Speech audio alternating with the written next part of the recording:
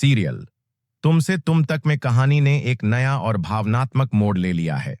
जिस कड़े को देखकर अनु चौंक गई थी, वह बिल्कुल वैसा ही था जैसा आर्य सर ने पहना था। यही सोच उसे बेचैन कर देती है। क्या वो शख्स आर्य ही था? क्या वाकई आर्य बार बार अनु के आसपास यूं ही संयोग से आ जाता है, या फिर इसके पीछे कोई गहरा रिश्ता है जो किस्मत बार बार उन्हें एक दूसरे के करीब लाकर खड़ा कर रही है? आर्य का यूं बार बार छिपना और खुद को अन्नू से दूर रखने की कोशिश करना अब धीरे धीरे सबके सामने आने लगा है। मंदिर का दृश्य बेहद खास होता है। अनु अपनी फैमिली के साथ मंदिर में पूजा के लिए पहुंचती है। वहीं दूसरी ओर आर्य की मां मानसी के साथ वहां आती हैं। मानसी पुजारी जी पर नाराज होती हैं और कहती हैं कि ट्रस्टी होने के नाते पूजा पहले उन्हें करनी चाहिए। तभी पुष्पा कहती हैं कि भगवान पर सबका बराबर हक है। माहौल कुछ देर के लिए तनावपूर्ण हो जाता है, लेकिन आर्य की मां सबको शांत कर देती हैं और कहती हैं कि पहले दूसरे लोग पूजा कर लें। जैसे ही पूजा खत्म होती है और आर्य की मां पीछे मुड़ती हैं, वे अनु को देखकर चौंक जाती हैं। उनके चेहरे पर हैरानी साफ झलकती है, जैसे उन्हें कोई पुराना रिश्ता याद आ गया हो। अनु आगे बढ़ती है, उनके पैर छूती है और उन्हें प्रसाद देती है।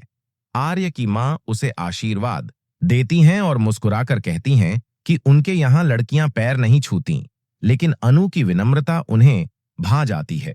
इस दौरान दूसरी तरफ मीरा और झंडे लिफ्ट की गड़बड़ी से परेशान होते हैं। मीरा झंडे से कहती है कि तुरंत सर को फोन करो और बताओ कि अनु वहीं है। झंडे कॉल करता है, लेकिन मंदिर की घंटियों की आवाज की वजह से आर्य उसकी बात सुन नहीं पाता और कहता है कि बाद में बात करता हूं। इसी बीच आर्य की नजर अनु पर पड़ती है और वो दंग रह जाता है। उसे लगता है जैसे माता रानी खुद उसे अनु से मिलाने के संकेत दे रही हैं। इतनी दूर दिल्ली से यहां तक आने के बाद एक बार फिर अनु के सामने होना कोई इत्तेफाक नहीं लग रहा। आर्य तुरंत दीवार के पास रखे रंग को उठाकर अपने चेहरे पर लगा लेता है ताकि अनु उसे पहचान न सके। अनु प्रसाद बांट रही होती है और आर्य बिना पीछे देखे हाथ आगे करता है। जैसे ही अनु उसकी कलाई पर कड़ा देखती है, वह पहचान जाती है कि ये वही कड़ा है जो आर्य ने पहना हुआ था। तभी उसके मम्मी पापा उसे आवाज देते हैं और वह पलट जाती है। इसी बीच आर्य वहां से गायब हो जाता है और दीवार के पीछे छिप जाता है। अब बड़ा सवाल यही है, क्या आर्य हमेशा यूं ही अनु की नजरों से बचता रहेगा?